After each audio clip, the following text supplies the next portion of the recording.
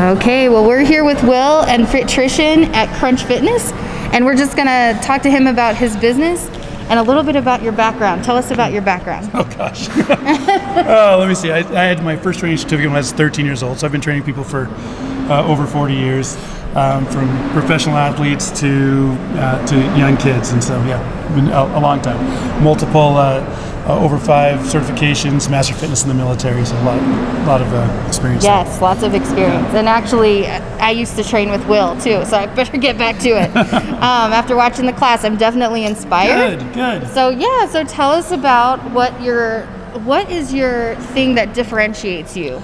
Honestly, exercise. I tell my clients, exercise is it's not proprietary.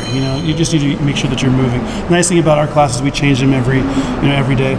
But it's much more of a community feel, especially with what everyone's going through now.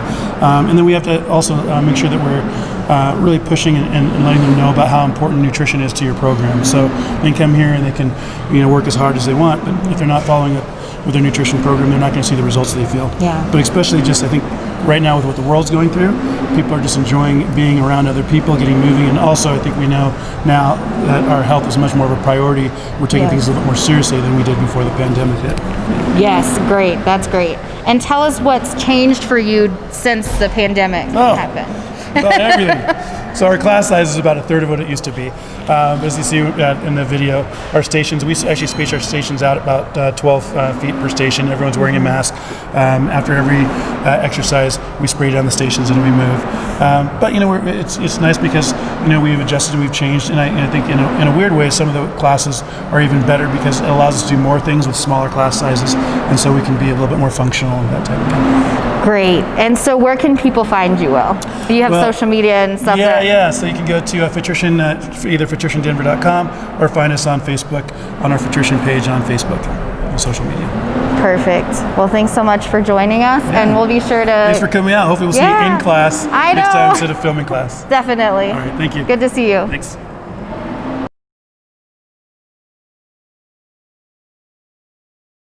Thanks for joining us, Kelsey, and agreeing to do a little short interview with us, but we just have a couple of questions for you. How long have you been training with Will and Fitrition? I've been with Fitrition since February. Yes, and what is your favorite part of being involved with his whole group training? I love the community aspect of it. We really push each other.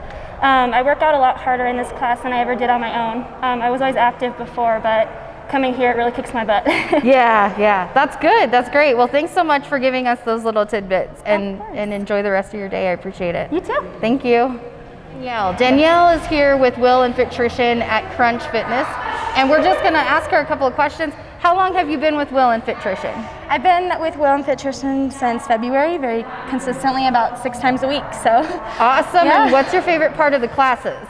Honestly, my favorite part of the classes is walking in and realizing it's going to be different. It's the same setup of stations, but the element of surprise of working different muscles each time and working something different every day. Yeah, that's good. Yeah. Good. Awesome. Well, thank you so much for doing this little interview. We appreciate you.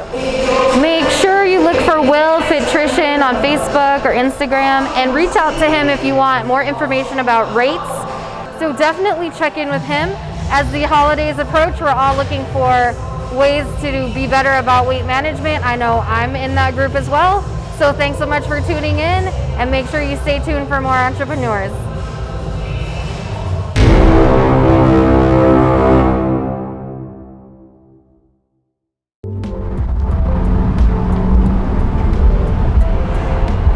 It's your girl Joanna Michelle, and we're here in Aurora, Colorado at Pad Brewery. This is off of Buckley in Kentucky, and we're going to actually talk to the owners a little bit more about their concept. So let's head inside and see what's all about. All right, well, we're here at Pad Brewery, as I said before, and we're going to talk to one of the owners here, the founder, about what the concept is. So introduce yourself and let us know, what is the concept of Pad Brewery? So I'm David Levesque, founder and brewmaster here at Pad Brewery. We opened up our doors in 2015. We're a rocket and space themed brewery. We're right next to Buckley Air Force Base, which is also a home of missile warning. So I was previous military. I was a nuclear weapons missile maintainer. And then when I retired out of the military, I went to work for Lockheed Martin as a satellite engineer and operator. With that background, I thought it'd be really neat to open up a space-themed brewery next to a Space Force base now. They actually just converted over to Space Force Base instead of an Air Force base. Oh, interesting. So yeah, it's Buckley Space Force Base. That is so cool. So that's kind of where we got our theme from and our feel in here. Our passion growing up in Florida, as I did, passion for space has always been there.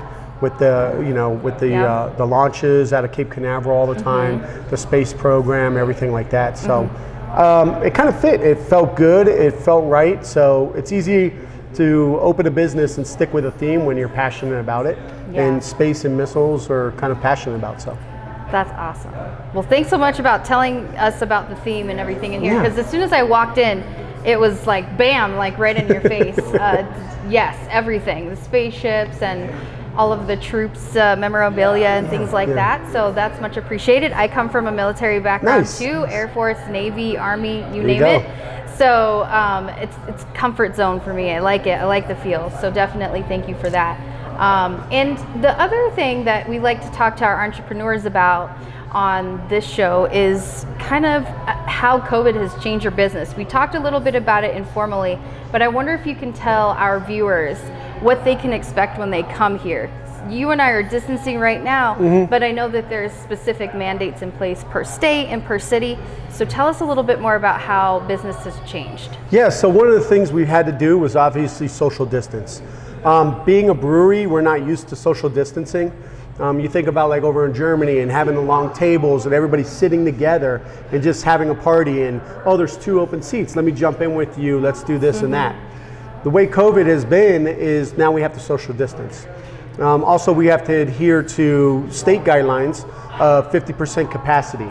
So our capacity normally is 154, and right now we're down to 77. So, which doesn't seem like a big deal right now because we have a huge patio that they allowed us to have. But as we know, in a few days, we've got winter coming in. So we're losing that outdoor space. So now we're gonna have to really figure out what to do and how to be able to cope. Try to get people in here on Monday, Tuesday, Wednesday, instead of all trying to pile in on a Friday or Saturday or a Sunday like we normally have. Right. Try to spread the wealth, if you would. Yeah. So we've had to really adapt on our business strategy and our plans on how to make that work. Well, it seems like you're doing a great job of that so far, because I do, you mentioned that sales are up and through the roof. And also I see, I got some footage of Aaron doing some of the canning and stuff. So tell us a little bit about the take-home options as well. What stores are you in, if any, or is this just exclusive for here? So we do a lot of to-go beer. We do a lot of crowlers, a lot of 19.2s for our barrel-aged beers. We did that a little bit before COVID, but we were very exclusive on which beers we put in to go, because we kept most of it in here for our in-house patrons. With COVID happening, we decided, you know what, let's make them all available. So every beer that we have on tap, all 31 beers we have on tap are available for to-go option. The only time we pull them off is if we're on the last keg and it's about ready to kick.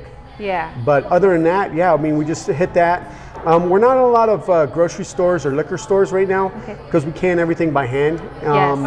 And we're on a really small system in the back, so we're not quite at that stage. But there's restaurants carrying us. We're in about 45 different restaurants. That's awesome. We're at golf courses now. So Murphy Creek Golf Course, you can find our piggyback rides, our Juicy IPA from the Cart Girl. You can get 16-ounce cans from the Cart Girl. So that's kind of helped us out. That was our savior, having the supplies and being able to do the to-go beer. Right. That's really kept it up. And what we've noticed is people still aren't comfortable. We still have individuals that aren't comfortable coming out, which is perfectly fine, but we still have that to-go option that they can go on our website and order beer, and then they pull up in their car, we take the beer right out to them, boom, put it in their car seat, and they say thank you and they're out. So it's been working out really well for us. Awesome. Well, I'm glad you guys are doing so well in the wake of the quarantine, things like that.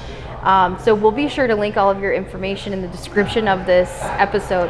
But tell the audience where all they can find you. Are you Facebook, Instagram? I know you have a YouTube channel. Oh, yeah, we do. So Facebook, Instagram, Twitter, we have them all. Launchpad Brewery, Twitter's at Launch Brewery. We also have a YouTube channel, Launchpad Brewery.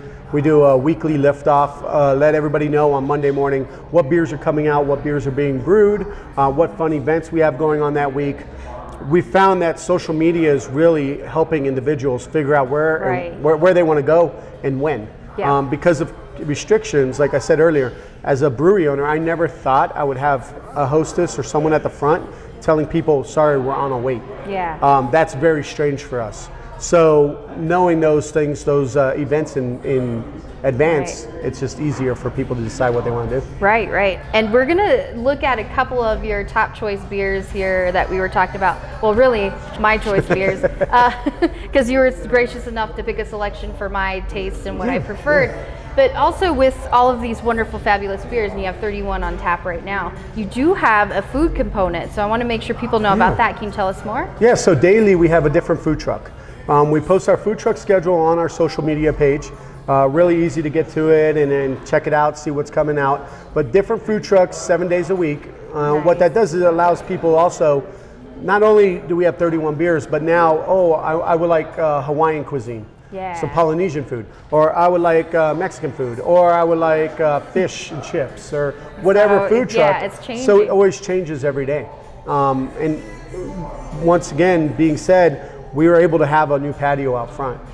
So the city of Aurora and the state of Colorado has authorized us to block off the front area of the brewery. Nice. And we actually block off the whole front, put picnic tables out. And it's a whole outdoor seating area for you to enjoy your food and beer and everything. So I'm super excited about that. So Yeah. I'm sure Carlos and I will be here more often as well, because it's not far from us. No, definitely. So I definitely appreciate you having us by to do this little segment for us. Yeah. And we'll just continue to come see you guys and have our audience support you as well. that's it. Tell us about these beers here. We've got some tasters. Yeah, so I know you're into wheat beer, so Yeah. just read the instructions. Is our German Hefeweizen.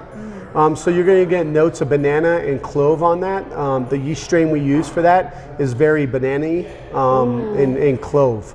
So That like sounds a a Blue spice. Moon Yeah. is more orange. take a This is taste. more banana and clove on our Hef. I can It's smell got a great, it too. great nose on it. We definitely ferment it a little hotter to bring out those esters, so you can really smell that beer. Yeah, that's good. Yeah, that one's one of the fun I ones. like that. Wheat's my favorite. Yeah. And this one, the So- Point Nemo, right? Yeah. So that's Point Nemo. That's our Goza with strawberries and key lime. So Goza is a German beer, a salt beer. So they use salt in the water profile, so it adds a little saltiness to it. Yes, But then we I also feel it right bring, back here. you also bring the pH down so that you go ahead and get that little tartness. Closer to a vinegar Key lime tart, too, yeah. but super crushable, Very tasty. especially like in the summer. That beer Yeah. at 95 degrees. I was saying it kind of looks like a rosé. Yeah, it does. That blush Yep. hue on there. Yeah, it looks. It's So definitely got some get great that. color in that one. yeah. Well, thanks so much. That's delicious. Yeah, no worries. They're both going to be gone in a little bit. But and we're just reaching out to the communities in our neighborhoods and letting them know that even in the wake of what's happening in these uncertain times, there are mandates that are getting more strict, but we do still have these options, and please support your local businesses and entrepreneurs and continue to watch What's Good with Joanna Michelle. Thank you. Cheers.